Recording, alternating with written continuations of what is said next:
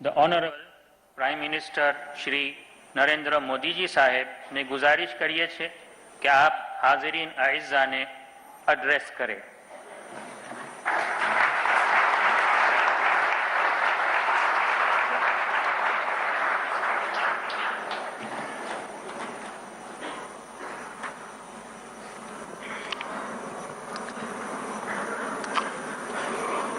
His Holiness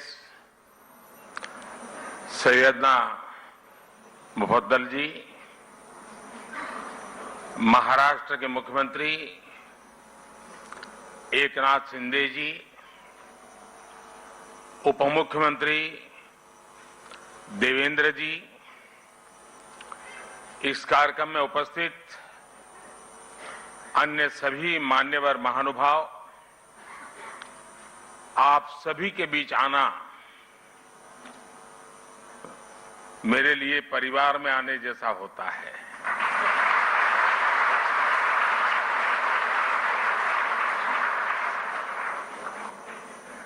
और वो जो मैंने आज आपकी वीडियो देखा, फिल्म देखी, तो मेरी एक शिकायत है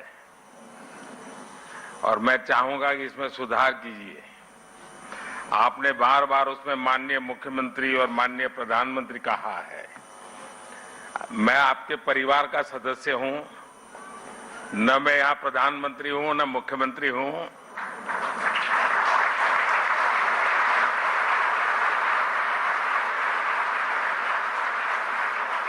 और शायद मुझे जो सौभाग्य मिला है वो बहुत कम लोगों को मिला है। मैं 4 पीढ़ी इस परिवार के साथ जुड़ा हूं, 4 पीढ़ी, और चारों पीढ़ी मेरे घर आई है। ऐसा सौभाग्य बहुत कम लोगों को मिलता है। और इसलिए मैं कहता हूं कि फिल्म में जो बार बार मुख्यमंत्री और प्रधानमंत्री है, मैं तो आपके परिवार का सदस्य हूं और हर बार एक परिवार के सदस्य के रूप में आने का जब भी अवसर मिला है, मेरी खुशियां अनेक गुना बढ़ गई है।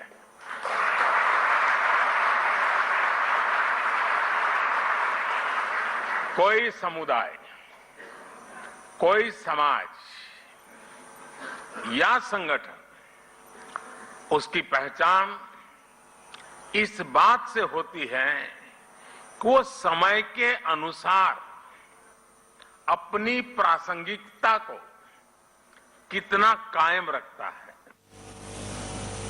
समय के साथ परिवर्तन और विकास की इस कसौटी पर दाऊदी बोहरा समुदाय ने हमेशा खुद को खरा साबित किया है।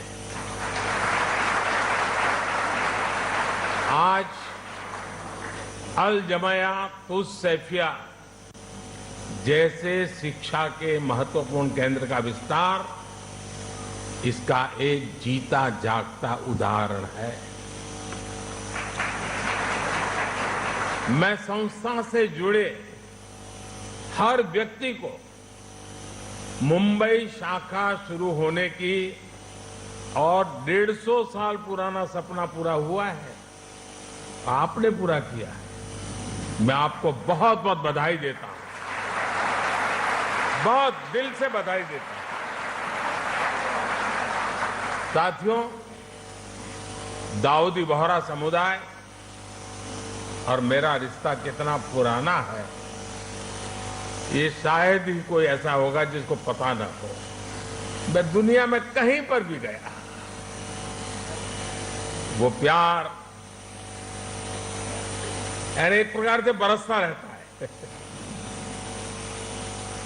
और मुझे तो, मैं हमेशा एक बात जरूर बताता हूं,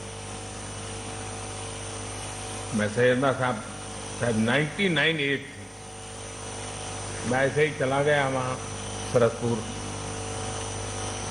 99 एज में वो बच्चों को पढ़ा रहे थे जी। मेरे मन को वो घटना आज भी इतना प्रेरित करती है। क्या कमिटमेंट, नई पीढ़ी को प्रशिक्षित करने का सैयदना साहब का क्या कमिटमेंट है। 99 एज में भी बैठ करके बच्चों को पढ़ाना, और मैं समझता हूं 800,000 बच्चे एक साथ पढ़ रहे थे।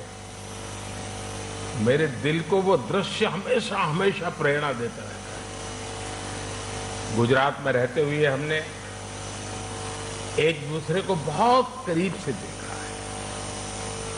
कई रचनात्मक प्रयासों को साथ मिलकर के भी आगे बढ़ाया है। और मुझे याद है सैयदना साहब की शताब्दी का वर्ष हम मना रहे थे और सूरत में हमारा बहुत बड़ा जलसा था, मैं भी था उसमें। तो सैयदा साहब ने मुझसे कहा तुम मुझे बताओ मैं क्या काम करूं। मैंने कहा मैं कौन होता हूं आपको काम बताने वाला। लेकिन उनका बड़ा आग्रह था, तो मैंने कहा देखिए गुजरात को तो हमेशा पानी का संकट रहता है, आप उसमें कुछ जरूर। और मैं आज भी कहता हूं उस एक बात को, आज इतने साल हो गए, पानी के रक्षा के काम में आज भी बोहरा समाज के लोग जी जान से लगे हुए, जी जान से लगे हुए। ये मेरा सौभाग्य है। और इसलिए मैं कहता हूं कुपोषण के खिलाफ लड़ाई से लेकर जल संरक्षण के अभियान तक समाज और सरकार कैसे एक दूसरे की ताकत बन सकते हैं, हमने साथ मिलकर के वो किया है और मैं इसका गौरव अनुभव करता हूं। और विशेषकर हिज होलीनेस सैयदना मोहम्मद बुरहानुद्दीन साहब, उनके साथ जब भी मुझे चर्चाएं करने का अवसर मिला, उनकी सक्रियता, उनका सहयोग मेरे लिए भी एक प्रकार से मार्गदर्शक रहा है। मुझे एक बहुत बड़ी ऊर्जा मिलती थी। और जब मैं गुजरात से दिल्ली गया,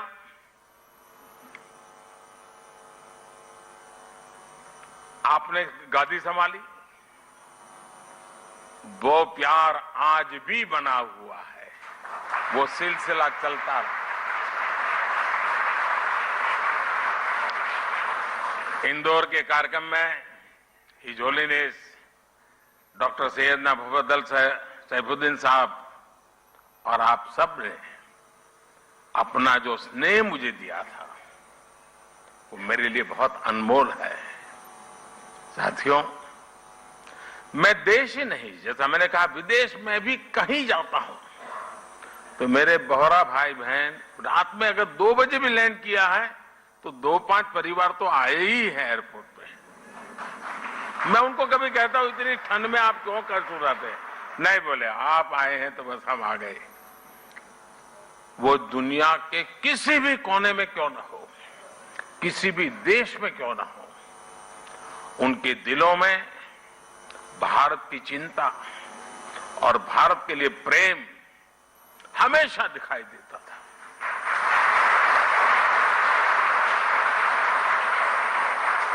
आप सभी की ये भावनाएं, आपका ये प्यार मुझे बार बार आप तक खींच लाता है। साथियों, कुछ प्रयास और कुछ सफलताएं ऐसी होती हैं जिनके पीछे कई दशकों के सपने लगे होते हैं।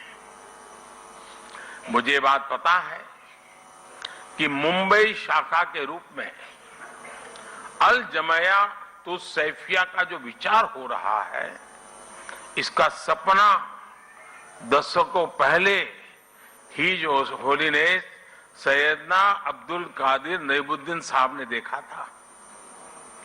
उस समय देश गुलामी के दौर में था। शिक्षा के क्षेत्र में इतना बड़ा सपना अपने आप में एक बहुत बड़ी बात थी। लेकिन जो सपने सही सोच से देखे जाते हैं, वो पूरे होकर के रहते हैं।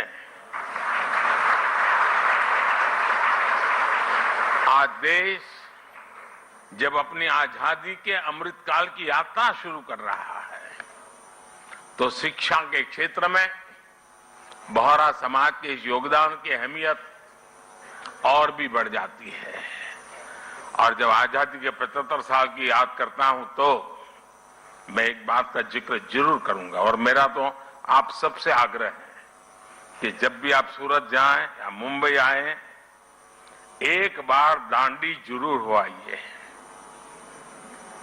दांडी यात्रा महात्मा गांधी जी की आजादी का एक टर्निंग पॉइंट था, लेकिन मेरे लिए सबसे बड़ी बात वो है कि दांडी यात्रा में, दांडी में नमक सत्याग्रह के पहले गांधी जी आपके घर में रुके थे, दांडी में।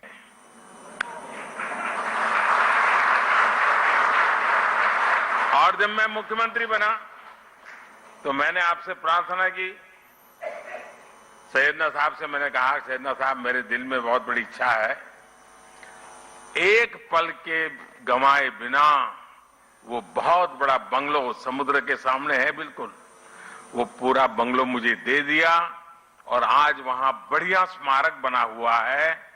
दांडी यात्रा की स्मृति में सैयदना साहब के वो यादें दांडी यात्रा के साथ अमर हो चुकी है जी।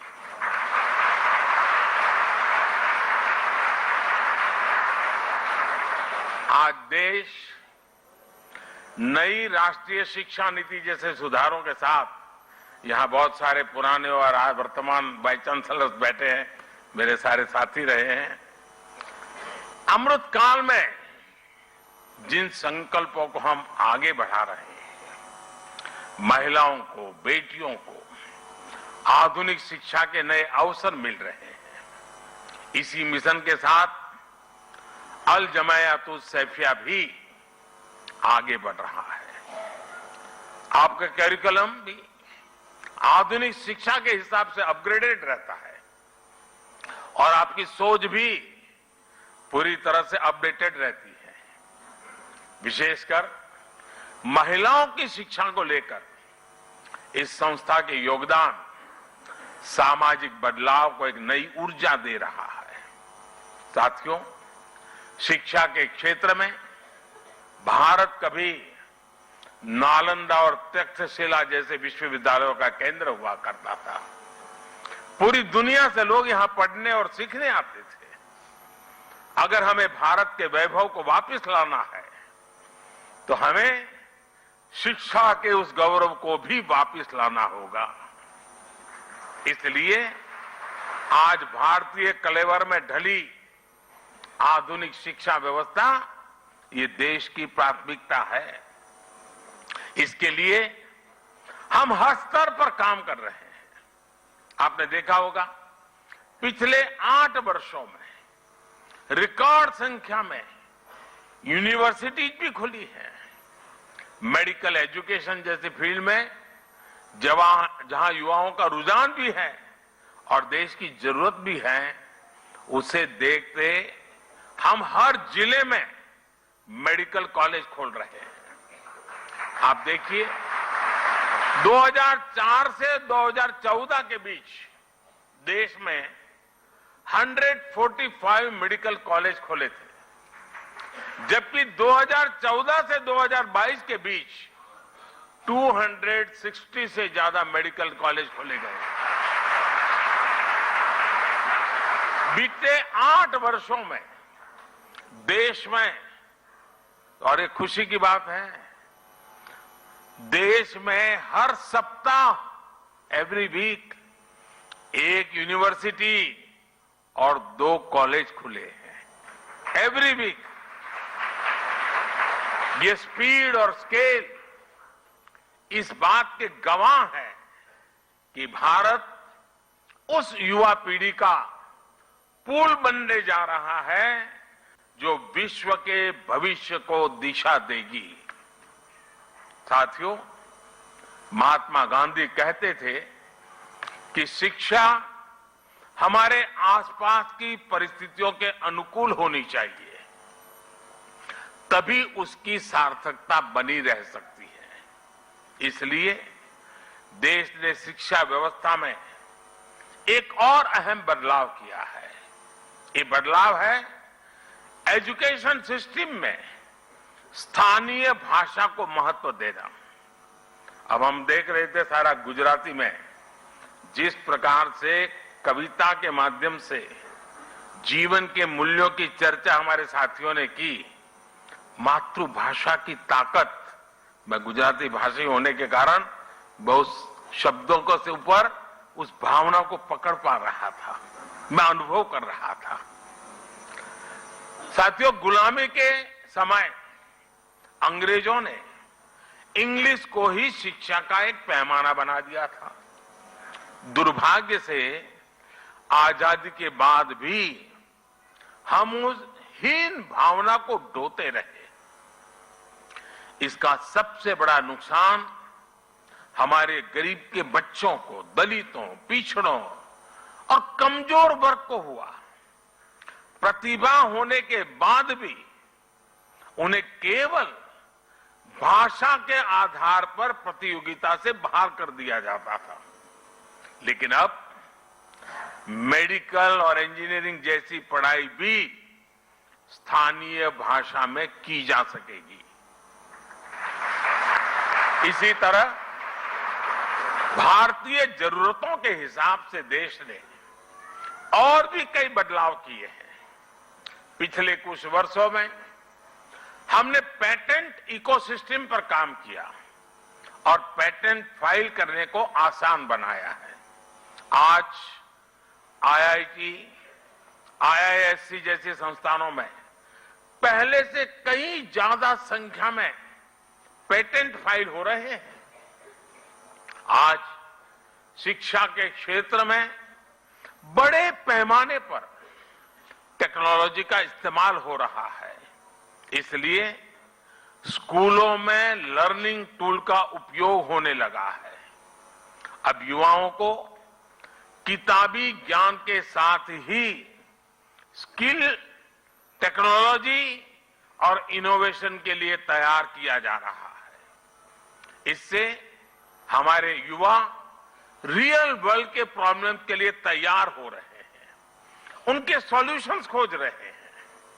साथियों, किसी भी देश में उसका एजुकेशन सिस्टम और उसका इंडस्ट्रियल इकोसिस्टम दोनों ही मजबूत होना जरूरी होता है।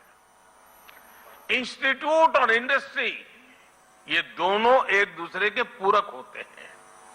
ये दोनों युवाओं के भविष्य की नींव रखते हैं। दाऊदी बोहरा समाज के लोग तो खासकर बिजनेस में काफी सक्रिय भी और सफल भी हैं। बीते 8-9 वर्षों में आपने ईज ऑफ डूइंग बिजनेस की दिशा में ऐतिहासिक सुधारों को देखा है, उसके प्रभाव को महसूस किया है। इस दौरान देश ने 40,000 कंप्लायंसेस को खत्म किया, सैकड़ों प्रावधानों को डीक्रिमिनलाइज किया। पहले इन कानूनों का डर दिखाकर एंटरप्रेन्योर्स को परेशान किया जाता था। इससे उनका बिजनेस प्रभावित होता था। लेकिन आज सरकार जॉब क्रिएटर्स के साथ खड़ी और उनको पूरा समर्थन देने वाली सरकार है। पिछले कुछ वर्षों में विश्वास का अभूतपूर्व वातावरण तैयार हुआ है। हम 42 सेंट्रल एक्ट में सुधार के लिए जन विश्वास बिल लेकर आए हैं।